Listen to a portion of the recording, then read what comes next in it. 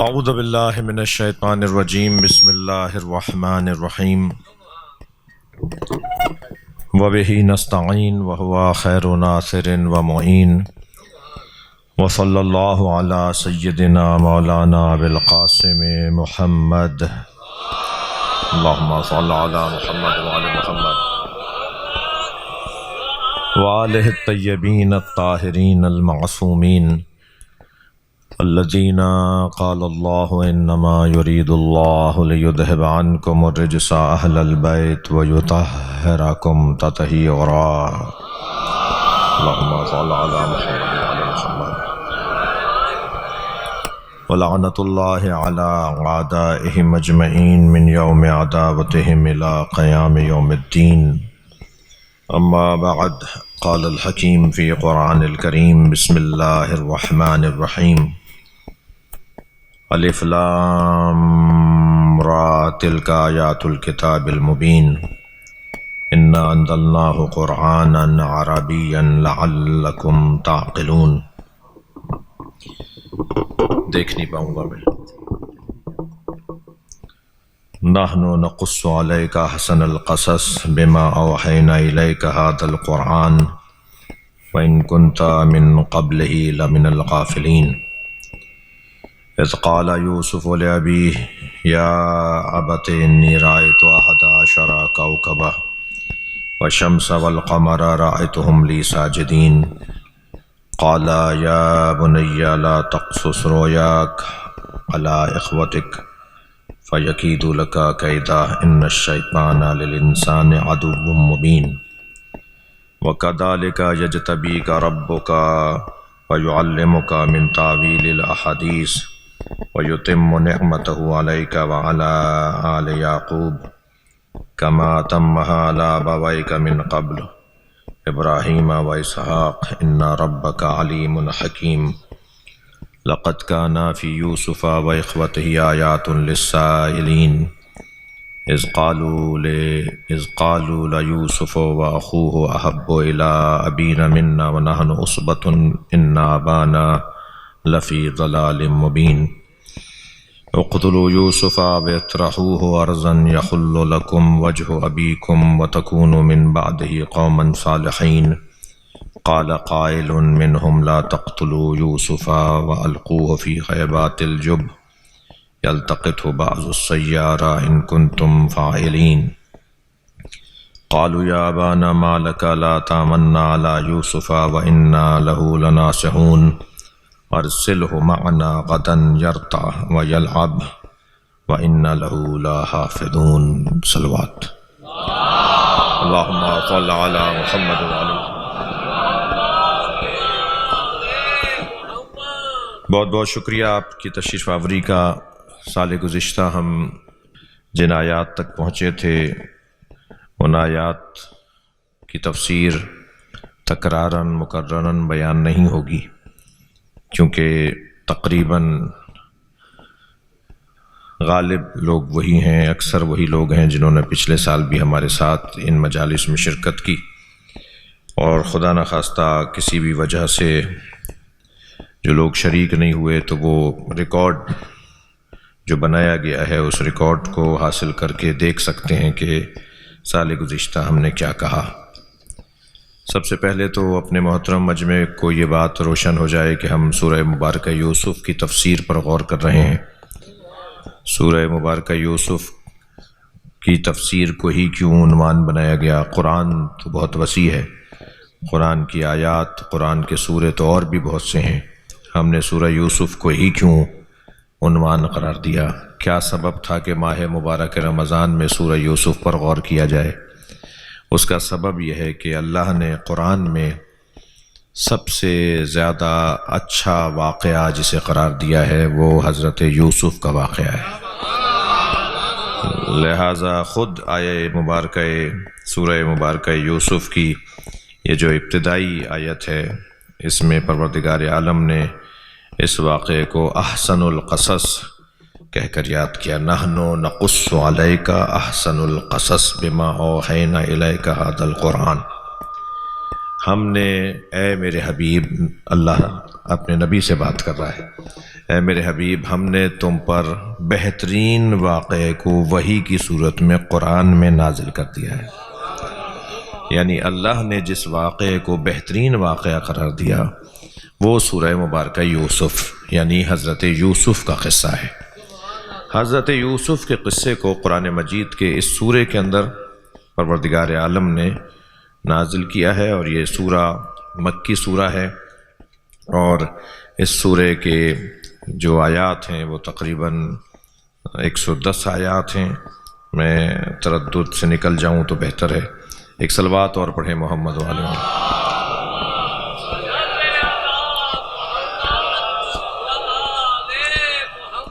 ایک اور صلوات پڑھیں، اللہم صلی علی محمد و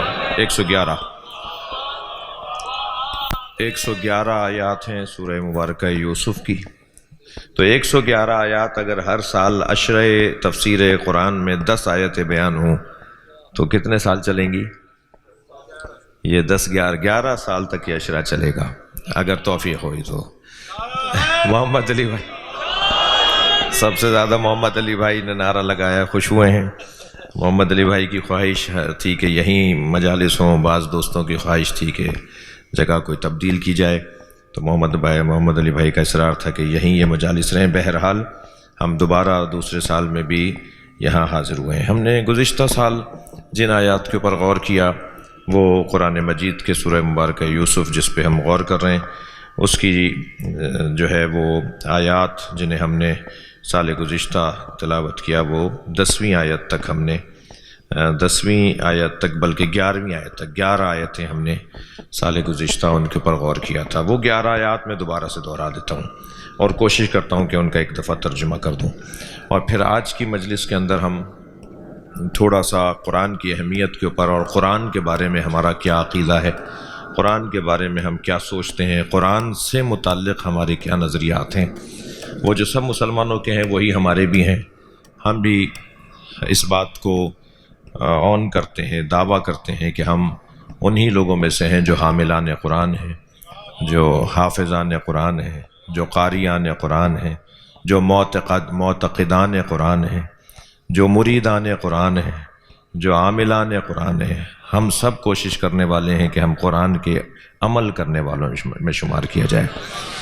تو وہ جو آیات جو ہم نے پچھلی دفعہ تلاوت کی ان کو ایک دفعہ پھر جو یعنی 11ویں آیت تک جب ہم آئے، الف لام را، اس کا تو ترجمہ کوئی کر نہیں پایا، تبھی ہم نبی کے محتاج ہیں۔ آج تک الف لام میم کا ترجمہ کوئی نہیں کر پایا۔ آپ ابھی قرآن کا ترجمہ کسی کا ترجمہ بھی اٹھا کے دیکھ لیجئے، الف لام میم کے نیچے الف لام میم ہی لکھا ہوا ہے، الف لام را کے نیچے الف لام را ہی لکھا ہوا ہے، کاف ہا یا عین صاد کے نیچے وہی الفاظ لکھے ہوئے ہیں۔ ہم جب بعض الفاظ بعض قرآن کی آیت کا ترجمہ نہیں کر سکتے تو قرآن سمجھنے کا دعویٰ کیسے کریں گے؟ تو ہمیں اللہ نے محتاج قرار دیا ہے نبی مکرم کا، ہمیں محتاج قرار دیا ہے اس معجزے کے معجزہ نما کا، تاکہ ہم نبی سے جڑے رہیں۔ تو الف لام را تو الف لام را ہی ہے۔ تلک آیات الکتاب المبین، یہ آیات جو کھلی ہوئی کتاب کے اندر موجود ہیں۔ انا انزلناہ قرآنا عربیا لعلکم تعقلون، ہم نے نازل کیا ہے اسے کسے؟ ان آیات کو جو کتاب مبین کے اندر ہیں، اشارہ ہو رہا ہے اس کی طرف، پہلی آیت کی طرف۔ ہم نے اس کتاب مبین کو نازل کیا ہے قرآنا عربیا، پڑھنے والی عربی کی کتاب۔ عربی کی کتاب، قرآن یعنی جسے پڑھا جائے، کتاب میں اس کو نازل کیا ہے اسے جس کو پڑھا جائے، پڑھنے والی کتاب، پڑھی جانے والی کتاب۔ تو میں اگر یہاں ایک جملہ کہتا ہوا آگے بڑھوں، اگرچہ ان کی تفسیر بیان ہو چکی ہے، وہ یہ کہ اللہ نے جسے پڑھی جانے والی کتاب بنایا ہے وہ قرآن ہی ہے۔ باقی جتنی کتابیں ہیں وہ قرآن کی خدمت میں ہیں تو انہیں پڑھا جائے، ورنہ وہ پڑھنے کے قابل نہیں ہے۔ صرف اللہ کے مطابق قرآن ہے جو پڑھنے کے قابل ہے۔ اور یہ کتاب جسے پڑھنے کے لیے اللہ نے نازل کیا ہے یہ عربی میں ہے۔ اب عربی میں کیوں ہے یہ پچھلے سال ہم بیان کر چکے کہ عربی میں کیوں اللہ نے قرآن کو نازل کیا۔ میں ایک ایک جملہ ضرور کہوں گا تاکہ آپ پچھلے سال ایک سال کا گیپ ختم ہو جائے۔ قرآن کو اللہ نے عربی میں اس لیے نازل کیا کہ قرآن نازل ہوا ہے کتاب مکنون سے کتاب منزل تک۔ وہ قرآن جو لوح محفوظ پر ہے، وہ قرآن جو مکنون ہے، جو چھپا ہوا ہے، جو مخفی ہے، جو کہیں رکھا ہوا ہے، اس قرآن کو جب اللہ نے نازل کیا تو نازل ہونا ہی الفاظ میں ڈھلنا تھا۔ الفاظ میں اترنا نازل ہونا ہے، کسی چیز کا نیچے آنا نازل ہونا ہوتا ہے، کسی چیز کا اوپر جانا صعود کرنا اور پرواز کرنا ہوتا ہے۔ قرآن نیچے آیا ہے۔ نیچے کیوں آیا ہے؟ کیونکہ الفاظ میں آ گیا۔ کتنی ہی وسیع زبان ہو عربی، پھر بھی گنتی میں آ جائے گا کہ فلاں لفظ کے یہ 50 معنی ہیں۔ میں کہتا ہوں 2000 معنی جوڑ لیجئے فلاں فلاں لفظوں کے، آپ 10,000 لفظ معنی جوڑ لیجئے کسی لفظ کے، مگر کہیں جا کے ہم رکیں گے کہ اس لفظ کے اس سے زیادہ معنی نہیں ہے، تو محدود ہو گیا یا نہیں ہوا؟ یہ محدود ہو جانا ہی قرآن کا نازل ہونا ہے۔ یہ قرآن نازل ہوا ہے یعنی نیچے آیا ہے، اپنے مقام سے نیچے آیا ہے، اس کا مقام یہ نہیں تھا، مگر ہماری ضرورت تھی، اس لیے قرآن مجید کو الفاظ میں ڈھالا، کیونکہ ہم الفاظ میں سمجھتے ہیں بات کو۔ جو حقیقت کو نہیں دیکھ پاتے، جو الفاظ کے ذریعے سے مفاہیم کو سمجھتے ہیں، انہیں الفاظ میں ہی قرآن دینا تھا۔ تو یہ قرآن نازل ہوا ہے الفاظ میں، الفاظ بہرحال محدود ہیں، ہر زبان کے اندر اتنی وسعت نہیں ہے جتنی عربی میں وسعت ہے، لیکن قرآن بہرحال اس سے زیادہ وسیع ہے کہ جو اسے الفاظ میں ڈھالا جائے۔ لہذا جو لوح محفوظ پر قرآن ہے، جو کتاب مکنون ہے، اسے لا یمسہ الا المطہرون، سوائے صاحبان طہارت کے کوئی سمجھ نہیں سکتا، اور صاحبان طہارت میں پہلا نام محمد مصطفیٰ کا ہے اور آخری نام مہدی آخر الزماں کا ہے۔ صلوات پڑھ لیں محمد و آل محمد۔ تو قرآن مجید کو اللہ نے نازل کیا ہے، انا انزلنا، اللہ کہہ رہا ہے ہم نے قرآن کو نازل کیا، اس کتاب مبین کو، قرآناً عربین، اس کتاب مبین کو، ایک ایسا قرآن، ایک ایسی پڑھی جانے والی کتاب کہ جو عربی میں ہے، لعلکم تعقلون، تاکہ تم غور کرو، عقل سے کام لو، اپنے دماغ پہ زور ڈالو، اپنی عقل پر زور ڈالو اور سمجھنے کی کوشش کرو۔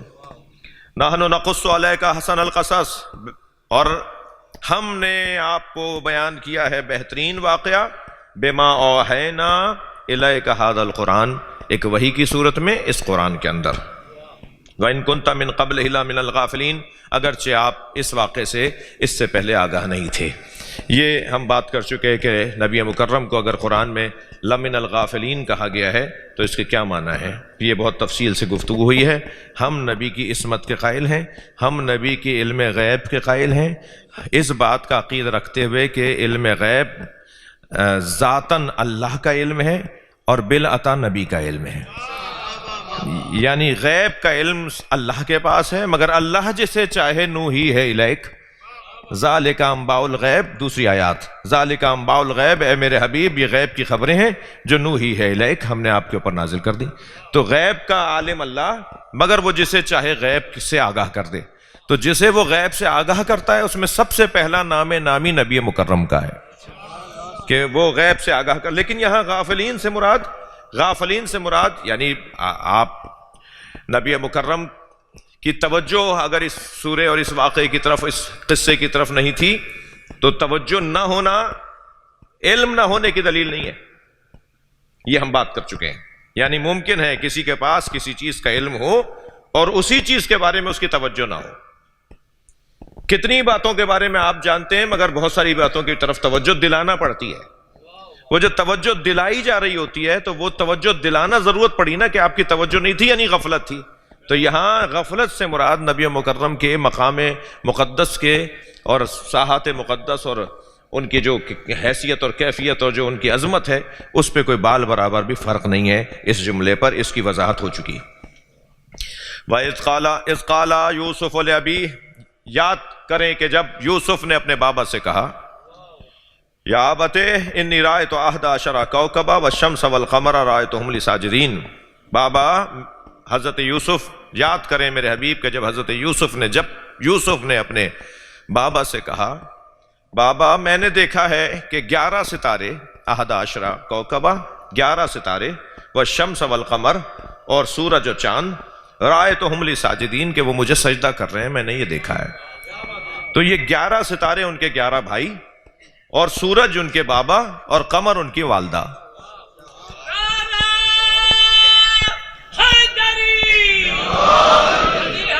11 بھائی اور والدین ان کے، کیونکہ ان کے آگے سجدہ کر رہے تھے.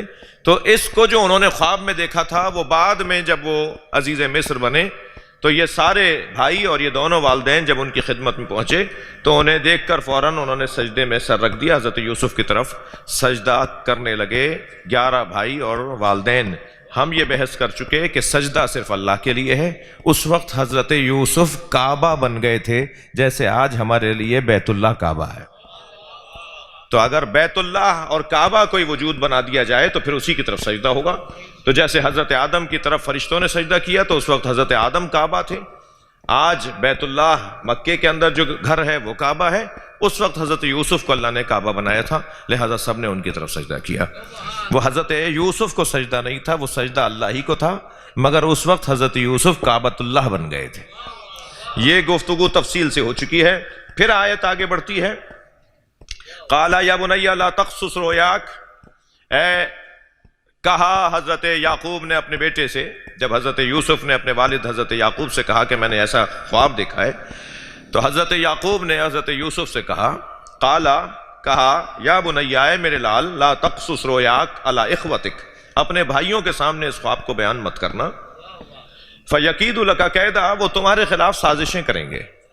تم اپنے بھائیوں کے سامنے اس خواب کو مت بیان کر دینا، تمہارے بھائی تمہارے خلاف سازشیں کریں گے. ان الشیطان للانسان عدو مبین، اور جان لو کہ شیطان انسان کا کھلا ہوا دشمن ہے. یعنی شیطان تمہارے بھائیوں پہ اثر کرے گا، شیطان تمہارے بھائیوں کو بہکائے گا، اور تمہارے بھائی تمہارے ہی خلاف سازشیں کریں گے. توجہ ہے. آیت آگے بڑھتی ہے. وَكَذَلِكَ يَجْتَبِيكَ رَبُّكَ وَيُعَلِّمُكَ مِن تَأْوِيلِ الْأَحَادِيثِ وَيُتِمُّ نِعْمَتَهُ عَلَيْكَ وَعَلَى آلِ يَعْقُوبَ كَمَا أَتَمَّهَا عَلَى أَبَوَيْكَ مِن قَبْلِكَ إِبْرَاهِيمَ وَإِسْحَاقَ إِنَّ رَبَّكَ عَلِيمٌ حَكِيمٌ. یہ جو خواب اور خواب کی تعبیر اور رویا خواب کا علم، گویا غیب کا علم، حضرت یوسف خواب کی تعبیر بتاتے تھے اور ایسے بتاتے تھے جیسے ان کو غیب کا علم ہو کہ تمہارے ساتھ اب یہ ہوگا، تمہارے ساتھ اب یہ ہوگا، اب اس ملک میں ایسا ہو جائے گا. باقاعدہ حضرت یوسف کسی کا خواب سن کر آگے کی خبریں بتاتے تھے.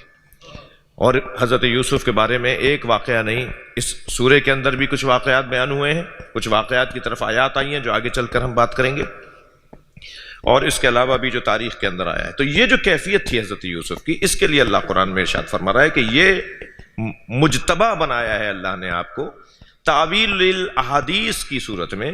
آپ یہ جو واقعات آپ کو بیان کیے جاتے ہیں، جو خواب آپ کو بیان کیا جاتا ہے، اس کی تعویل جانتے ہیں آپ، اس کا کیا مطلب ہے، کیا نتیجہ نکلے گا. اس کے سر کے اوپر کوے بیٹھ کر گوشت کھا رہے ہیں تو اس کا کیا مطلب نکلے گا. مثال کے طور پر حضرت خشک تھنوں والی گائے سے دودھ نکالا جا رہا ہے، اور جن کے تھنوں میں دودھ ہے ان سے دودھ نہیں نکالا جا رہا، تو یہ کیا ہے خواب کا مطلب. تو حضرت یوسف وہ سب بتا دیتے تھے اور وہ پھر آگے کی خبریں ہوا کرتی تھیں. یہ خود کیفیت جو ہے نا حضرت یوسف کی، اسے اللہ بیان کر رہا ہے کہ یہ حضرت یوسف کو منتخب کیا ہے اور تعویل احادیث سے آگاہ کیا ہے. اور یہ بڑی نعمت ہے آل یعقوب کے اوپر، جیسے ان کے آبا و اجداد ابراہیم اور اسحاق کے اوپر بھی یہی ہم نے نعمتیں نازل کی. لقد کان فی یوسف و اخوتہ آیات للسائلین، 7ویں آیت، پچھلے سال کی آیات دہرا رہا ہوں. اور جان لے کہ یوسف اور ان کے بھائیوں کے بارے میں پوچھنے والوں کے لیے کھلی نشانیاں ہیں. جاننا جو چاہتے ہیں، سمجھنا جو چاہتے ہیں، ان کے لیے کھلی نشانیاں، آیات للسائلین. میں اگر اس آیت کو اس لفظ میں اس انداز سے کہوں کہ حضرت یوسف اور حضرت یوسف کے بھائیوں سے متعلق پروردگار عالم نے اتنے مسئلوں کو حل کیا ہے، اتنے مسئلوں کو حل کیا ہے، یعنی صرف ہم سورہ یوسف پڑھ لیں تو ہمیں نبی کی زندگی سمجھ میں آ جائے. صرف حضرت یوسف کا واقعہ پڑھ لیں تو مولا علی کے ساتھ کیا ہوا وہ سمجھ میں آ جائے. بہت سارے مسائل کا حل آیات السائلین، بہت سارے سوال جو ہمارے ذہنوں میں ابھرتے ہیں وہ سورہ یوسف کے اندر موجود ہیں. جب سگے بھائی کے ساتھ یہ کر سکتے ہیں تو ایک مسلمان دوسرے مسلمان کے ساتھ یہ نہیں کر سکتا. جب نبی کی اولاد ہو کر نبی کو کہہ سکتی ہے کہ ہمارے بابا کھلی گمراہی میں ہے، تو نبی کے صحابی نبی کو کچھ نہیں کہہ سکتے؟ کوئی 25 نکات بنے ہیں اس سورے کے اندر کہ ان کو اگر ہم سامنے رکھیں تو نبی کے زمانے کے حالات بھی ہمیں سمجھ میں آ جائیں۔ یعنی نبی کی اولاد تو ایسی ہو سکتی ہے، نبی کے صحابی ایسے نہیں ہو سکتے۔ خبردار ایسا مت بولو، کوئی نہیں کر سکتا ایسا، بھائی نبی کی اولاد ایسا کر رہی ہے اور قرآن ہے یہ۔ تو بہت سارے مسائل ہیں، ہمارے اخلاقی مسائل ہیں، ہمارے گھریلو مسائل ہیں، ہمارے گھریلو مسائل کا حل ہے، ہماری سماجی سیاسی مسائل کا حل ہے۔ آیات للسائلین، اس سورے کے اندر میں کہتا ہوں پورا قرآن تو قرآن ہے، پورا قرآن ہے۔ ہم صرف سورہ یوسف کو ہی اگر پڑھ لیں اور اس کی تفسیر کو پڑھ لیں، ہمارے گھروں کی الجھنیں دور ہو جائیں، ہمارے سماج کے مسائل آسان ہو جائیں، ہماری سیاسی الجھنیں دور ہو جائیں، معاشی مشکلات ہماری آسان ہو جائیں، تربیت اولاد کے مسائل ہمارے آسان ہو جائیں، ازدواجی زندگی کے مسائل ہمارے آسان ہو جائیں، ماں باپ اور اولاد کے ساتھ معاملات اور تناؤ کیا ہوتا ہے، کیا مسئلے ہوتے ہیں، اس کا حل اس سورے کے اندر موجود ہے۔ آیات للسائلین، جب اللہ نے کہا ہے نا کہ پوچھنے والوں کے لیے اس میں نشانیاں ہیں، تو پوچھا تو بہت کچھ جا سکتا ہے۔ تو جب بہت کچھ پوچھا جا سکتا ہے تو ان سب چیزوں کا یہاں جواب ہونا چاہیے، تبھی تو یہ آیت کہلائے گی آیات للسائلین۔ تو آپ ایک سمندر ہے معارف کا، مفاہیم کا، سورہ مبارکہ یوسف کے اندر۔ آگے بڑھتی ہے بات۔ اذ قالوا لیوسف واخوہ احب الی ابینا منا، ان بھائیوں نے کیا کہا؟ آیات للسائلین۔ حضرت یوسف اور ان کے بھائی لوگوں کے لیے، لوگوں کے سوالات کا جواب ہے اس کے اندر، ان کے اس قصے کے اندر، کہ جب کہا ان بھائیوں نے کہ یوسف اور اس کا بھائی بنیامین جو ایک ماں سے تھے دونوں، یہ دونوں احب الی ابینا منا، یہ دونوں بابا کے قریب ہیں اور بابا ہم سے زیادہ ان سے پیار کرتے ہیں۔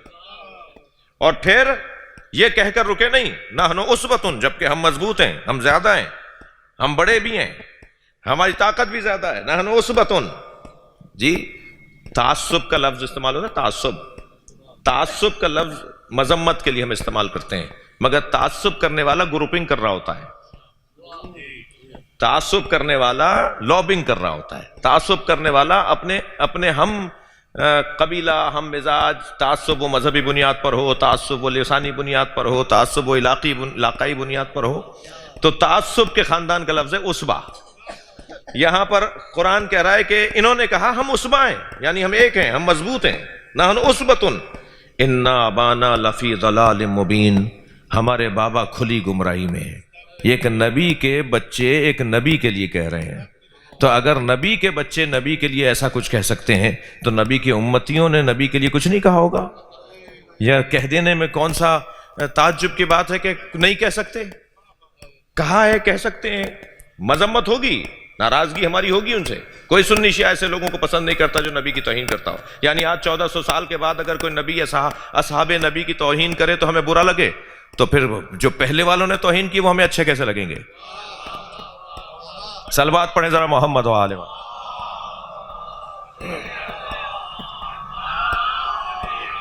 آگے بڑھ رہا ہوں میں کیونکہ یہ ہم بحث ہماری ہو چکی ہے۔ اقتلوا یوسف او اطرحوہ ارضا، کیا کہا ان سارے بھائیوں نے کہا مار ڈالو یوسف کو اور پھینک ڈالو زمین کے کسی بھی کونے میں، پھینک کر آ جاؤ، انہیں کہیں بھی زمین میں پھینک کر آ جاؤ، تاکہ یخل لکم وجہ ابیکم وتکونوا من بعدہ قوما صالحین، تاکہ بابا کے نزدیک ہمارا مقام بڑھے اور بابا کے سامنے سے یوسف ہٹ جائے، اور پھر کیا ہوگا؟ ہمارے ہی ہاتھ میں سب کچھ آ جائے گا۔ قال قائل منہم، ان 11 بھائیوں میں سے ایک نے کہا، قال قائل منہم، ان میں سے ایک نے کہا، کیا کہا؟ لا تقتلوا یوسف، یوسف کو قتل نہیں کرو۔ ایک نے کہا، ایک کے کہنے سے کیا ہوگا؟ ایک کے کرنے سے کیا ہوگا؟ میں کیا کر لوں گا؟ ہم اکیلے کیا کر لیں گے؟ اتنا بڑا مجمع، اتنا بڑا ماحول، اکیلے ہم کیا کر لیں گے؟ یہ قرآن نے جواب دیا ہے تم اکیلے نہیں ہو، اگر اکیلے ہو تو اس لیے مضبوط ہو کہ تم حق کے ساتھ، اور جو حق کے ساتھ ہوتا ہے وہ اکیلا بھی ہوتا ہے تو قرآن اسے 1400 سال بعد بھی یاد کرتا ہے۔ کبھی یہ مت سوچا کرو میں بچوں اور جوانوں سے بات کر رہا ہوں، ہم اکیلے کیا کر لیں گے، میں کیا کر لوں گا، میں ان کا کیا کر سکتا ہوں، سب ایک بات کر رہے ہیں، میں اکیلا کیا کروں گا۔ قرآن نے ایک اکیلے بولنے والے کو آج بھی یاد کیا ہے۔ ایک صلوات ہدیہ کریں محمد و آل محمد۔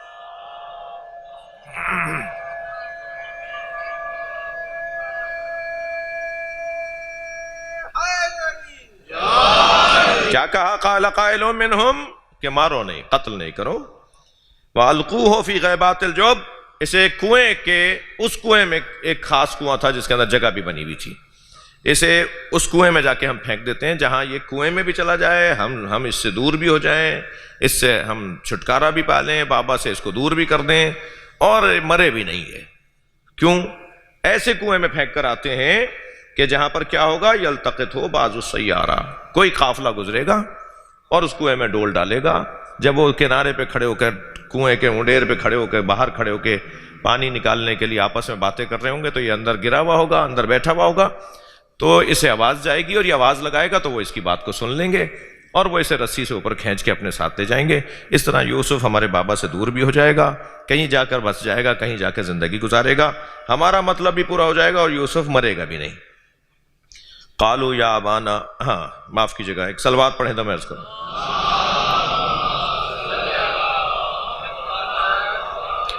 اب یہ تو ہو گئی منصوبہ بندی، یہ انہوں نے بھائیوں نے منصوبہ بندی کی، اور وہ آیت جو سال گزشتہ کی آخری آیت تھی وہ میں پڑھ رہا ہوں، اور پھر ہم آگے کی آیات پہ غور کریں گے۔ سال گزشتہ کی آخری آیت یہ تھی، قالو، جب یہ طے کر لیا نا انہوں نے کہ پھینک کے آ جائیں گے کنویں میں، اور یوسف سے جان بھی چھٹ جائے گی، بابا سے یوسف کو دور بھی کر دیں گے، ہماری بھی جو شوق اور کیفیت اور جو حاجت ہے، ضرورت ہے، وہ پوری ہو جائے گی، مقصد ہمارا پورا ہو جائے گا، اور ہم یوسف کو پھینک کر آ جائیں گے۔ تو قالو، تو ان سب نے کہا، حضرت یوسف کے بھائیوں نے حضرت یعقوب سے جا کے کہا، قالو یا ابانا ما لک لا تامنا علی یوسف وإنا لہ لناصحون، بابا کیا بات ہے، آپ یوسف کو ہمارے ساتھ محفوظ محسوس نہیں کرتے، کیا بات ہے، آپ یوسف کو ہمارے ساتھ جانے نہیں دیتے، آپ جب ہم کھیلنے کودنے جاتے ہیں، باہر جاتے ہیں، ہم ساتھ نکلتے ہیں تو آپ یوسف کو اپنے پاس روک لیتے ہیں، کیا بات ہے، آپ یوسف کو ہمارے ساتھ بھیجتے کیوں نہیں ہیں، یوسف کو ہمارے پاس محفوظ کیوں نہیں محسوس کرتے، کیا بات ہے، جبکہ وَإِنَّا لَهُ لَنَاصِحُونَ، ہم تو اس کے خیر خواہ ہیں، ہم اس کے خیر خواہ ہیں۔ اب دیکھیں ارادے کیا ہیں، اور کہہ رہے ہیں کہ ہم خیر خواہ ہیں، نیت کیا ہے اور بول کیا رہے ہیں، ذہن میں دماغ میں کیا ہے اور الفاظ کیا ہے۔ ضروری نہیں ہے جو انسان سوچ رہا ہو وہ بول رہا ہو، اور جو بول رہا ہو وہ سوچ رہا ہو، کہا ہم تو اس کے خیر خواہ ہیں۔ اب اس کے ہم پچھلے سال اس پہ رک گئے تھے، اور آج کی آیت جس میں انہوں نے کیا کہا کہ بابا آپ کیوں ایسا کرتے ہیں، کیوں نہیں جانے دیتے ہمارے ساتھ، ہم تو اس کے خیر خواہ ہیں، ارسلہ معنا غدا یرتع ویلعب وإنا لہ لحافظون، آج کی آیت۔ مگر میں چاہوں گا کہ اس آج کی آیت پر غور کرنے سے پہلے میں آپ سے کچھ اور عرائض بھی رکھوں، ایک صلوات ہدیہ کریں۔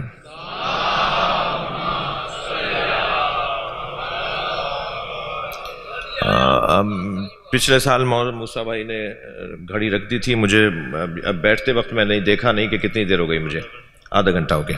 ہم 15 منٹ اور بولیں گے اور 15 منٹ ہم سوالات لیں گے، اس طرح۔ ہاں، تو سوالات کا دورانیہ بھی ہمیں رکھنا ہے، اور آج کی کیونکہ نشست پہلی نشست ہے، مجھے آنے میں تھوڑی سی تاخیر ہوئی، میں اپنے محترم مہمانوں سے معذرت چاہوں گا کہ کیونکہ سنی بھی شیعہ بھی سارے سامعین کو یہاں دعوت ہے آنے کی اور تشریف فرما بھی ہیں، تو میں معذرت اس لیے چاہوں گا کہ آج میرے بڑے بھائی جناب مولانا محمد نقوی کی برسی تھی، مجلس تھی مغرب سے پہلے، اور انتظامات سے فارغ ہوتے ہوتے کچھ مجھے تاخیر ہو گئی۔ کل انشاءاللہ ہم شاید 15-20 منٹ پہلے، ایسے ہی ڈاکٹر صاحب، انشاءاللہ ہم 15-20 منٹ پہلے آپ کی خدمت میں حاضر جائیں گے، یعنی 9 بجے انشاءاللہ ہم آپ کی خدمت میں حاضر جائیں گے، تو آج کی مجھے درگزر فرمائیں گے، اور اللہم صل علی محمد وعلی محمد۔ میری اہلیہ مرحومہ کی برسی بھی اسی مجلس کے ساتھ وابستہ تھی. آپ سب کے مرحومین کے لیے، میری اہلیہ مرحومہ کی مغفرت کے لیے بھی ایک بلند تر صلوات پڑھیں. اللہم صل علی محمد وعلی محمد. دیکھیے، قرآن کے بارے میں نے آپ کو مضمون ہاتھ میں دے دیا، آپ کو ماحول بنا کر دے دیا مضمون، اور موضوع ہمارا طے ہو گیا کہ ہمیں کل سے گفتگو کیا کرنی ہے. کوشش کریں گے کہ شاید بعض دنوں میں ہم 2 آیتوں پر غور کر پائیں، اور ورنہ ایک آیت پر ہم شاید روزانہ غور کر سکیں گے. پیغامات بہت زیادہ ہیں، اور اگر تاخیر بھی ہو جائے تو کسی دن مجھے معاف فرمائیں گے. میرے باہر سے دوست بھی تشریف فرمائے ہیں، اندرون سندھ سے بھی تشریف لائیں. پرویز بھائی سمو صاحب تشریف فرمائیں. ہاں سائیں، بسم اللہ بسم اللہ. مجھے ایک صلوات اور نبی کے ذات میں. اللہم صل علی محمد وعلی محمد. جو میں آج کی پہلی نشست میں ایک مضمون کو مہربانی ایک مضمون کو جو میں آپ کے سامنے آج پہلی مجلس میں بیان کرنا چاہ رہا ہوں، وہ یہ کہ قرآن کے بارے میں ہمارا عقیدہ کیا ہے.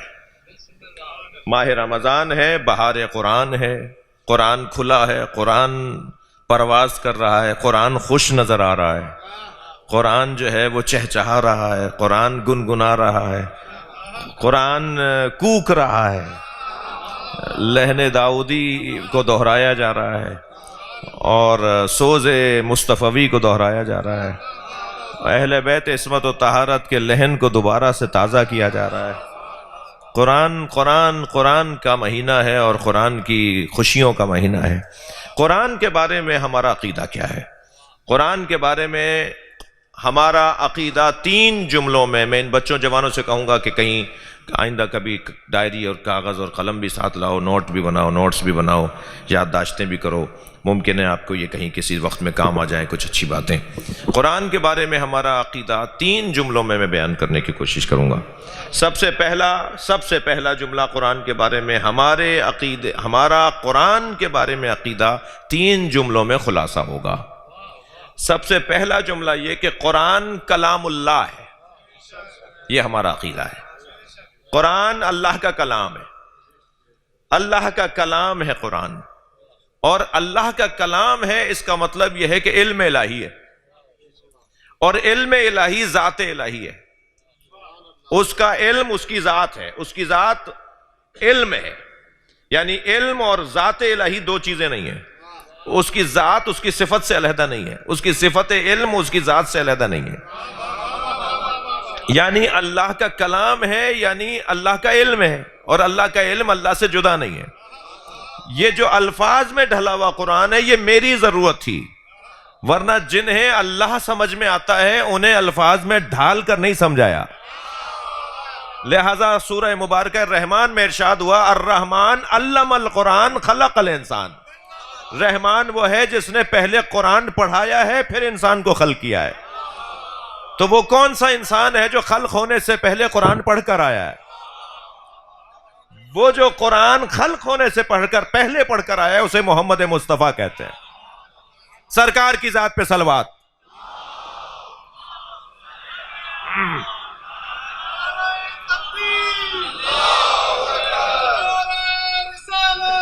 یا رسول اللہ. قرآن کلام اللہ ہے. اس کے بارے میں قرآن نے چیلنج کیا ہے، تحدی ہے، ایک اعلان ہے، ایک دعوت عام ہے کہ اگر تم اللہ کا کلام قرآن کو نہیں مانتے ہو تو آؤ میرا مقابلہ کرو.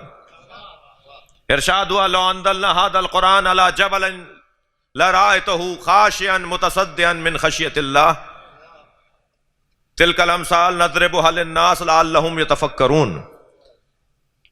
اگر ہم نے اس قرآن کو پہاڑوں پر نازل کیا ہوتا، پہاڑ پر نازل کیا ہوتا، تو تم دیکھتے کہ پہاڑ خشیت پروردگار سے ریزہ ریزہ ہو جاتا. اور یہ مثال، تلک الامثال، ایسی مثال، نضربها للناس، لوگوں کے لیے اللہ دیتا ہے، لوگوں کو سمجھانے کے لیے ایسی مثالیں اللہ دیتا ہے، لعلہم یتفکرون، شاید کہ سوچنے لگیں، غور کرنے لگیں. یہ قرآن کا ایک اعلان. پھر جا کے ارشاد ہوا، ام یقولون تقولہ بل لا یؤمنون. اور یہ لوگ کہتے ہیں کہ یہ گھڑی ہوئی باتیں ہیں، اور قرآن پر ایمان نہیں رکھتے. فَلْيَأْتُوا بِحَدِيثٍ مِّثْلِهِ إِن كَانُوا صَادِقِينَ. تو پھر یہ لے آئیں ایک آیت قرآن کی، ایک آیات میں سے کوئی ایک آیت جیسی آیت لے آئیں. اچھا قرآن نے، میں اور آپ کو اس کو تھوڑا سا اور بہتر کروں اپنے بیان کو، قرآن نے مخالفان قرآن کو دعوت دی ہے. یہ کم بات ہے کوئی کہ اپنے مخالف کو میدان کی دعوت دی جائے کہ آؤ، آ جاؤ میرے سامنے، آؤ مقابلہ کرو. یہ بڑی بات ہے کہ کسی کو اتنی اہمیت بھی دے دی جائے. کسی کو اتنی اہمیت دینا، خاص طور پر مخالف کو اتنی اہمیت دینا، اس کے اندر ایک حکمت ہے. جو قرآن مخالف ہیں انہیں قرآن نے 4 مرحلوں میں دعوت دی ہے. پہلے تو کہا کہ یہ لوگ کہتے ہیں کہ یہ قرآن اللہ کا کلام نہیں ہے، تو پھر اے میرے حبیب ان سے کہہ دو کہ یہ قل لئن اجتمعت الانس والجن لئن اجتمعت الانس والجن الا یاتوا بمثل هذا القرآن. اگر سارے جن اور انس جمع بھی ہو جائیں تو ایسا قرآن نہیں لا سکتے، قرآن جیسا قرآن نہیں لا سکتے. ٹھیک ہے، لا یاتون بمثلہ، یہ قرآن جیسا نہیں لا سکتے. ولو کان بعضهم لبعض ظہیرا، اگرچہ بعض کی مدد بھی کریں تب بھی قرآن جیسا قرآن نہیں بنا سکتے. تو پہلے تو اللہ نے پورے قرآن کے مقابلے میں قرآن لانے کا موقع دیا ہے، انہیں رستہ دیا ہے، میدان دیا ہے کہ لے آؤ قرآن جیسا قرآن لے آؤ. پھر اس نے کچھ عرصے بعد کہا کہ نہیں، یہ میں نے تمہیں زیادہ کہہ دیا، تم اتنا نہیں کر سکتے. تو کیا کہا؟ ام یقولون افتراہ، یا یہ کہتے ہیں کہ یہ گھڑا ہوا ہے.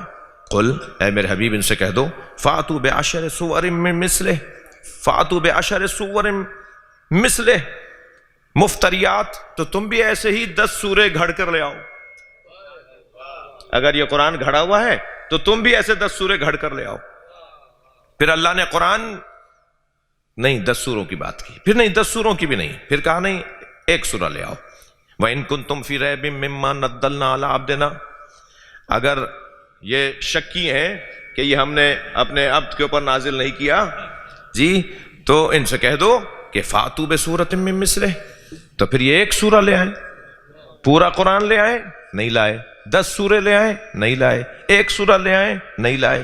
پھر اور بھی رعایت دے دی اللہ نے، اور وہ رعایت کیا ہے؟ وہ رعایت ہے فَلْيَأْتُوا بِحَدِيثٍ مِّثْلِهِ، ایک آیت لے آئیں.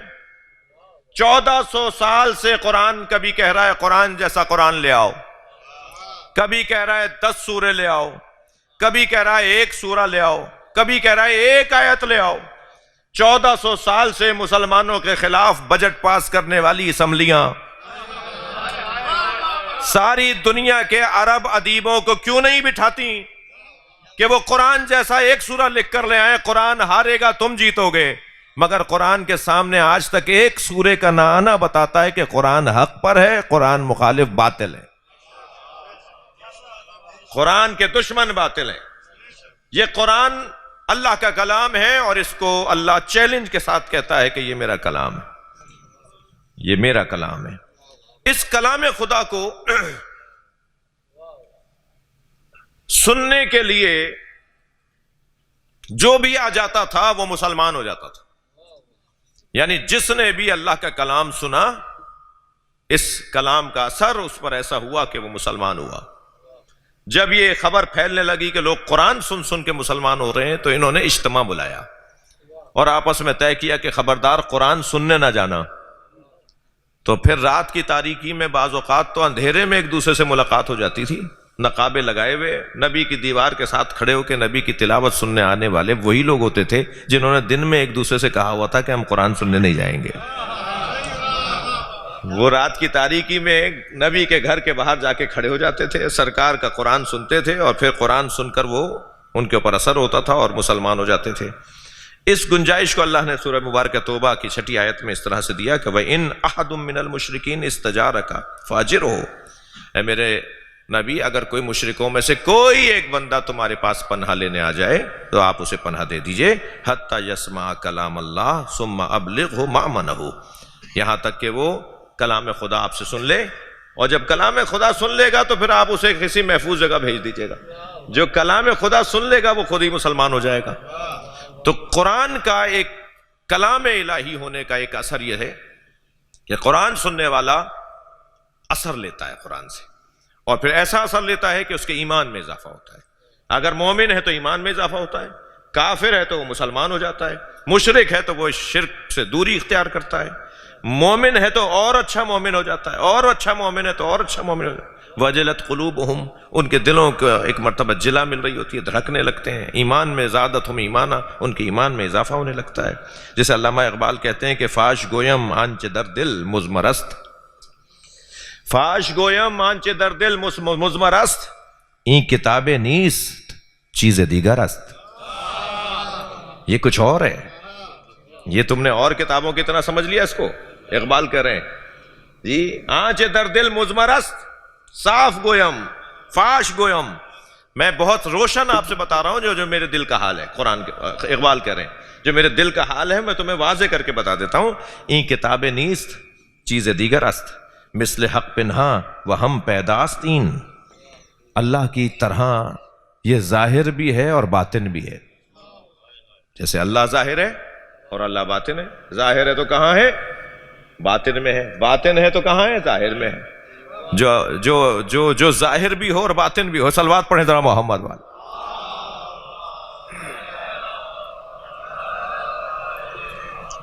کہتے ہیں مثل حق پنہاس، مثل حق پنہان و ہم پیداستین، زندہ او پائندہ او گویاستین۔ یہ ایسا تازہ کلام ہے، ایسا زندہ کلام ہے کہ بہت سارے لوگوں کو خود اپنے اوپر شک ہونا چاہیے کہ وہ زندہ ہیں یا نہیں، مگر قرآن زندہ ہے، اس پہ یقین ہونا چاہیے۔ تو قرآن اللہ کا کلام، یہ ہمارا پہلا عقیدہ۔ ہمارا قرآن کے بارے میں دوسرا نظریہ، دوسرا عقیدہ یہ ہے کہ یہ نبی مکرم حضرت محمد مصطفیٰ صلی اللہ علیہ وآلہ وسلم پر نازل ہوا ہے۔ قرآن سرکار دو جہاں پر نازل ہوا ہے۔ قرآن آپ کا معجزہ ہے، قرآن آپ کا معجزہ ہے۔ ہر نبی کا معجزہ فعل تھا، ہمارے نبی کا معجزہ علم ہے۔ فعل وقت کا محتاج ہوتا ہے، علم وقت کا محتاج نہیں ہوتا۔ لہٰذا 1400 سال سے اب تک اور نہ جانے کب تک نبی کا معجزہ تھا، ہے، رہے گا، اس لیے کہ وہ علم ہے۔ نبی کا معجزہ ہے، یہ آپ پر نازل ہوا ہے۔ یہ ہمارا دوسرا عقیدہ ہے قرآن کے بارے میں۔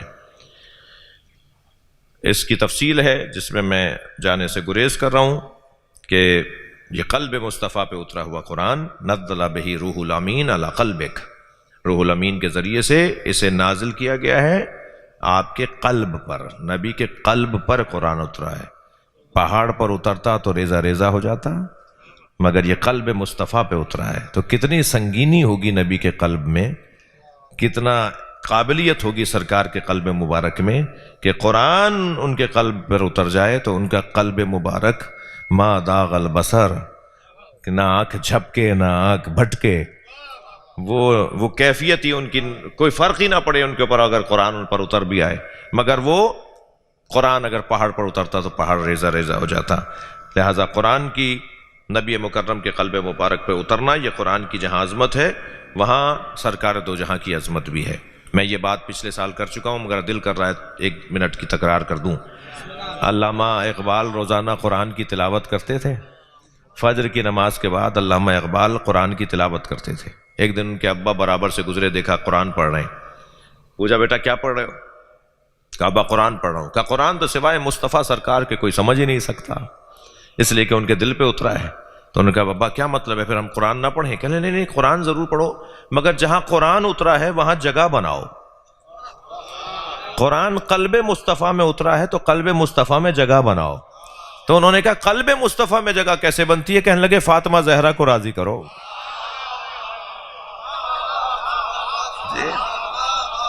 یہ قلب مصطفیٰ جس میں قرآن اترا ہے، اس قلب کو راضی کریں گے تو قرآن زیادہ سے زیادہ سمجھ میں آئے گا۔ صلوات ہدیہ کریں محمد و آل محمد پر۔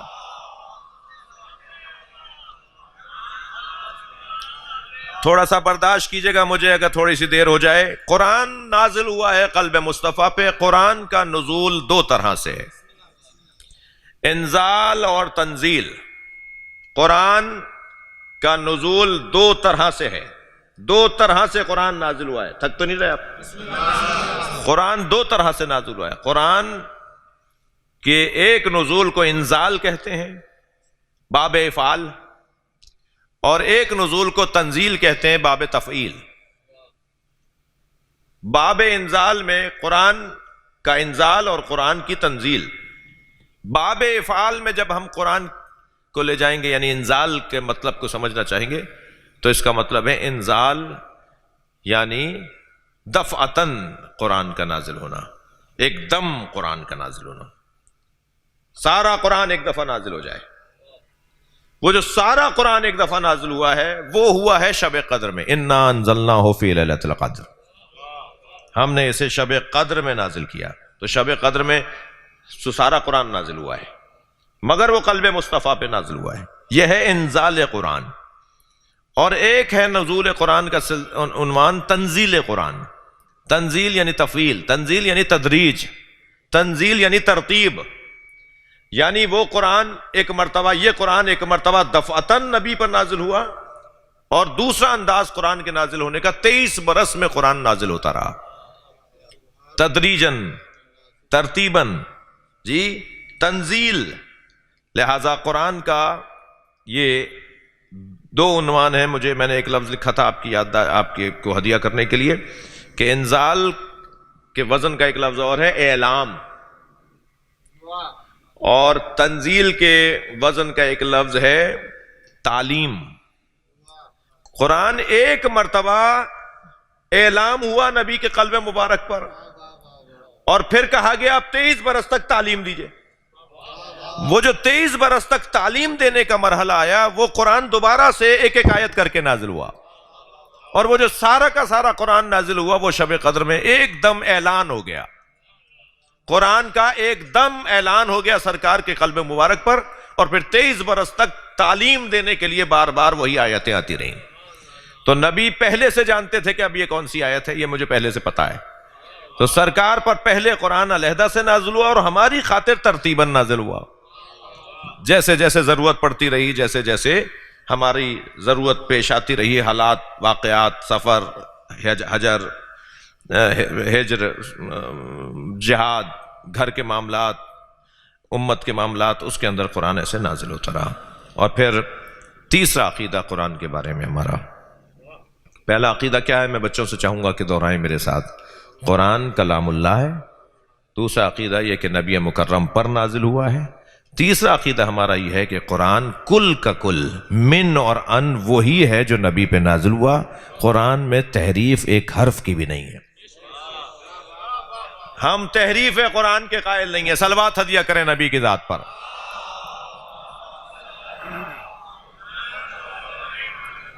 قرآن کا ایک ایک حرف محفوظ ہے، قرآن کا ایک ایک لفظ محفوظ ہے. قرآن جیسا نازل ہوا تھا وہ سارا کا سارا آج بھی موجود ہے.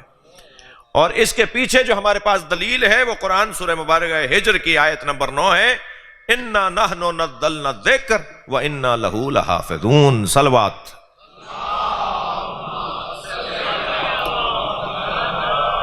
ہم نے اس قرآن کو نازل کیا ہے اور ہم ہی اس کی حفاظت کرنے والے ہیں.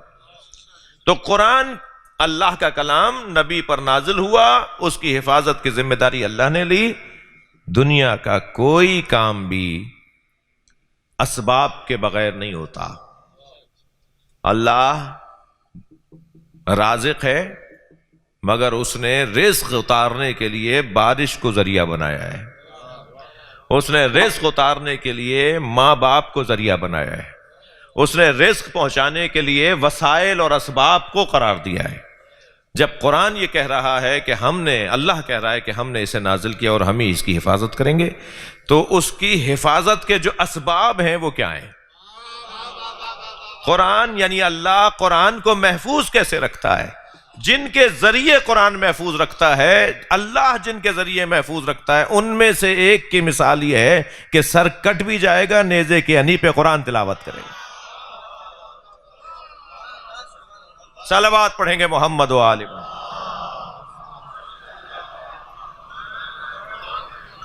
یہ سارا گھرانہ محافظان قرآن کا گھرانہ ہے، نبی کا گھرانہ، قرآن کی حفاظت کرنے والا گھرانہ ہے۔ اگر تھک نہیں رہے تو ایک مثال دے دوں، تائیں تہاں کھانا تو پوچھا تہاں جی تو مجھے خبر آ صلوات پڑھیں ذرا محمد والے۔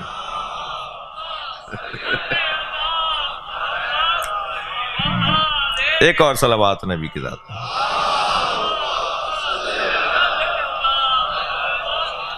مثال بڑی حسین ہے، واقعہ ہے امام محمد تقی علیہ السلام کا۔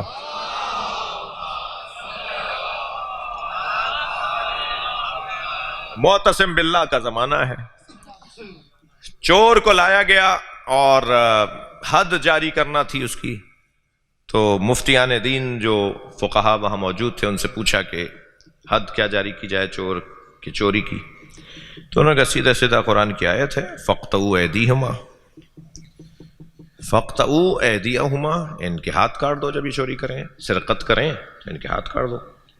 اب جب ہاتھ کاٹنے کے لیے جلاد لے کے چلا، جو بھی آلائے برندہ تھا جو بھی تلوار چاقو جو بھی لے کے وہ چلا، تو ایک صاحب کی آواز آئی کہاں سے کاٹو گے؟ سوال تو ہے کہاں سے کاٹیں؟ بازو سے کاٹیں تو ہاتھ، کونی سے کاٹیں تو ہاتھ، کلائی سے کاٹیں تو ہاتھ، پنجہ کاٹیں تو ہاتھ، ہاتھ تو سارا ہاتھ ہے۔ قرآن کہہ رہا ہے کہ چور کا ہاتھ کاٹو، کاٹیں کہاں سے؟ قرآن کی حفاظت دیکھیے کیسے ہوئی ہے۔ صلوات پڑھیں ذرا محمد والے۔ جی تو کسی نے کہا کہ کلائی سے کاٹ دو، کسی نے کہا کوہنی سے کاٹ دو۔ اب جیسے جیسے رائے بدلتی تھی بحث اور شدید ہو جاتی تھی کہ بھائی کوہنی سے کاٹ دو، تم ایک بندے کا ہاتھ اتنا بڑا کاٹ رہے ہو، وہ کہہ رہے ہیں کہ کلائی سے کاٹ دو، تو وہ بھی ہاتھ کاٹنے کی بات کر رہے ہیں اور یہ بھی ہاتھ کاٹنے کی بات کر رہے ہیں، تو کہاں سے کاٹیں ہاتھ؟ تو جب الجھنے لگے تو کسی نے آہستہ سے معتصم باللہ کے کان میں کہا کہ قرآن کے محافظوں میں ایک محمد تقی بھی ہیں جو دعویٰ دار قرآن ہے، جو کہتے ہیں کہ ہم قرآن کے محافظ ہیں، تو کبھی ان سے بھی پوچھتے ہیں کہ کہاں سے کاٹیں؟ تو امام محمد تقی سے پوچھا گیا کہ کہاں سے ہاتھ کاٹیں؟ حضرت فرمایا انگلیاں کاٹو، انگلیاں کاٹو، کلائی سے نہیں کاٹو، کوہنی سے نہیں کاٹو، بازو سے نہیں کاٹو، انگلیاں کاٹ دو، چور کی انگلیاں کاٹ دو۔ انہوں نے کہا جیسے میں نے پوچھا تھا کلائی سے کاٹنے والے سے بھی، کوہنی والے سے بھی، کہ کیوں؟ تو آپ سے بھی پوچھوں گا کیوں؟ حضرت نے فرمایا ان المساجد للہ، مساجد اللہ کے لیے ہیں، بندوں کا اختیار اس پہ نہیں ہے، اور ہاتھ ان 7 اعضائے سجدہ میں سے ہے جو اللہ کی خاطر اللہ نے بنایا۔ مان لیا گیا حضرت کی بات کو۔ محافظان قرآن، قرآن کی تفسیر و تعویل کرنے والی ہستیاں جنہوں نے دعویٰ کیا اور دعوے کو سچ کر دکھایا۔ اللہ ہمیں قرآن کے چاہنے والوں میں شمار فرمائے۔ 5-8 منٹ آپ سے چاہوں گا کہ 10 منٹ کوئی سوال اگر ہو تو ایک سوال صلوات کے ذریعے سے آمادہ ہو جائیے کوئی سوال کرنے کے لیے۔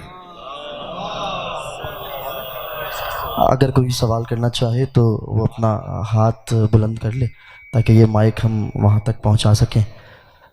اگر کوئی بندہ مومن اس حوالے سے کوئی سوال کرنا چاہے،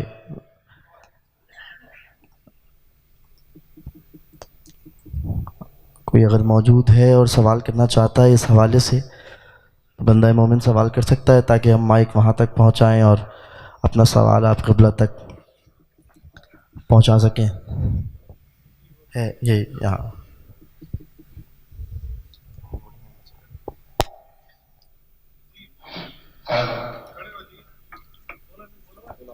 کھلا بھائی۔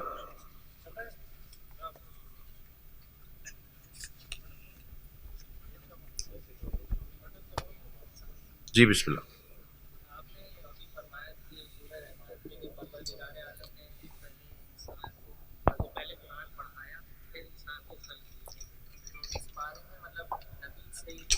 جاتی ہے والی بات تو یہ ذرا کلیئر کر دیں کہ رسول کا جو سب سے پہلے نور خلق ہوا، تو یہ خلق اور پھر علم کا سکھانا، یہ مطلب سمجھ میں نہیں آیا۔ خلقت کے 2 مرحلے، ایک خلقت نوری ہے، ایک خلقت مادی ہے۔ نبی مکرم کا نوری خلقت اور آپ کی مادی خلقت۔ سوال کیا ہے میرے عزیز نے، اس کو بند کر دیجیے گا جی۔ اس سوال کیا ہے کہ نبی مکرم کی پھر خلقت جو ہے وہ نوری خلقت بھی ہے، اور پھر خلقت اس سے پہلے اللہ نے قرآن پڑھا دیا، تو پھر قرآن پڑھایا تو جو حضرت نبی مکرم کی خلقت ہو چکی تھی اور تو نور عالم انوار میں تھے، تو پھر یہ کون سی خلقت ہے؟ تو خلقت کی دو قسمیں، یعنی نبی کا نور خلق ہوا جو پہلے خلق ہوا، اور آپ کا بدن مبارک خلق ہوا جو بعد میں خلق ہوا۔ حتیٰ یہاں تک حسان ابن ثابت رحمۃ اللہ علیہ رضوان اللہ تعالی علیہ تو یہاں تک فرماتے ہیں کہ اللہ نے نبی کے بدن کو خلق کرنے سے پہلے خود نبی سے پوچھا، بتاؤ تمہیں کیسے بناؤں، تمہاری آنکھیں کیسی بناؤں، تمہارے ہاتھ کیسے بناؤں۔ تو وہ خلقت نوری ہے جس خلقت کے بعد قرآن پڑھایا گیا، اور وہ خلقت بدنی ہے جو قرآن پڑھانے کے بعد خلق ہوا۔ جی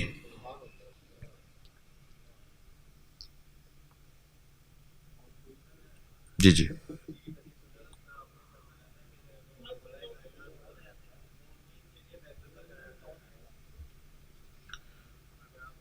دوبارہ کہو، ان کے بولنے سے میری توجہ یہاں ہو گئی۔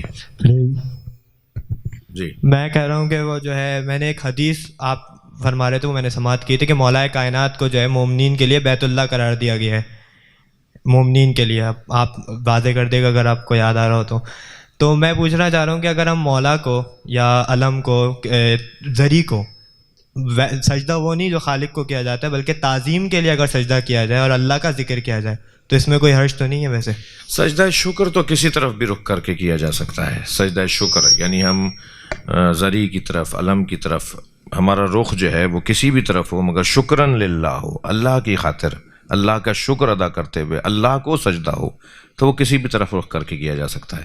تو جب ہم علم کو یا ذری کو سجدہ ہی نہیں کر رہے تو پھر یہ بحث بھی نہیں ہے کہ ہم وہاں سجدہ، جب نیت ہی ہماری اس کی نہیں ہے، نیت ہی اللہ کو سجدہ کرنے کی ہے۔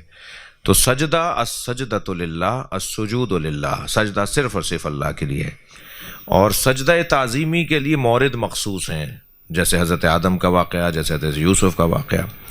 لیکن سجدہ شکر کے لیے عمومی اجازت ہے کہ ہم کسی بھی طرف رخ کر کے اللہ کا شکر ادا کر سکتے ہیں۔ مثلا ہم اگر امام حسین کے مزار پر پہنچے، کربلا معلیٰ میں، نجف اشرف مولا علی کے مزار پر پہنچے، اور ہم نے چوکھٹ پہ جا کے سر رکھ دیا اور کہا شکرن للہ، اللہ تیرا شکر ہے تو نے ہمیں یہاں پہنچا دیا، تو بالکل جائز ہے، ٹھیک ہے۔ جی جی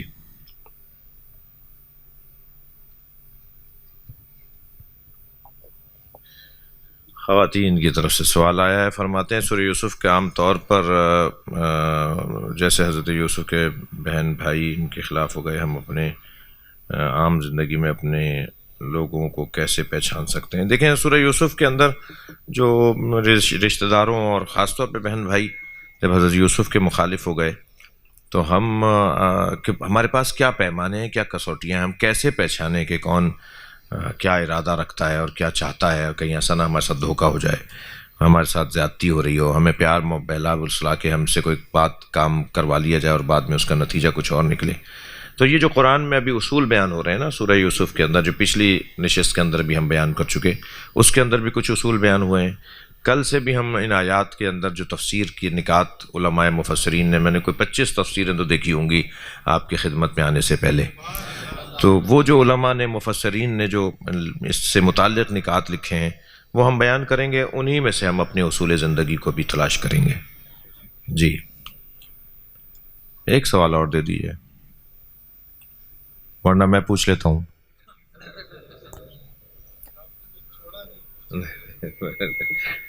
جی جی حضور، جی حاجی صاحب،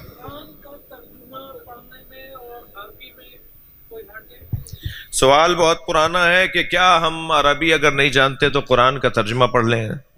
ترجمہ قرآن نہیں ہے، ترجمہ ہے، اللہ کے الفاظ تو عربی میں ہیں، لہٰذا ہم جب اپنی دنیا کی خاطر، اپنی نوکری کی خاطر چینی زبان سیکھ رہے ہیں، انگریزی زبان سیکھ رہے ہیں، جی اور بہت ساری زبانیں سیکھ رہے ہیں، تو ہم کیا جرمنی زبان، مثال جرمن کی زبان، ہم جب یہ ساری زبانیں سیکھ سکتے ہیں تو کیا ہم عربی نہیں سیکھ سکتے؟ میں آپ کو ایک بشارت دوں کہ قرآن مجید کے اندر جو تکراری الفاظ ہیں انہیں ہٹا دیا جائے، جو ہماری زبان کے الفاظ ہیں انہیں ہٹا دیا جائے، تو ٹوٹل 600 الفاظ ہیں جو ہماری زبان کے نہیں ہیں اور تکراری نہیں ہیں.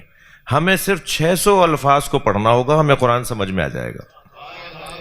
تو اہتمام انتظام کرنا ہوگا. یا اللہ ہمارے بولنے بیٹھنے کو عبادت شمار فرما. اس مجمع پر یہ قرآن کے چاہنے والے ہیں, محبان قرآن یہاں جمع ہیں. یا اللہ ان سب پر اپنا کرم نازل فرما. یا اللہ ان کے رزق میں عزت میں اضافہ فرما, توفیقات میں اضافہ فرما, امام زمانہ کے ظہور میں تعجیل فرما. گزارش کر رہا ہوں ایک سورہ فاتحہ کے لیے. حاضرین مجلس کے مرحومین, خاص طور پہ سید جعفر علی رضوی, سیدہ ملیکہ خاتون, سیدہ زحا فاطمہ, سیدہ صالحہ لبنہ تقوی, اور آج برسی تھی مولانا سید محمد اون نقوی کی. تمام مومنین و مومنات, مسلم و مسلمات, حاضرین, شہدائے ملت, رحم اللہ من قرأ الفاتحہ.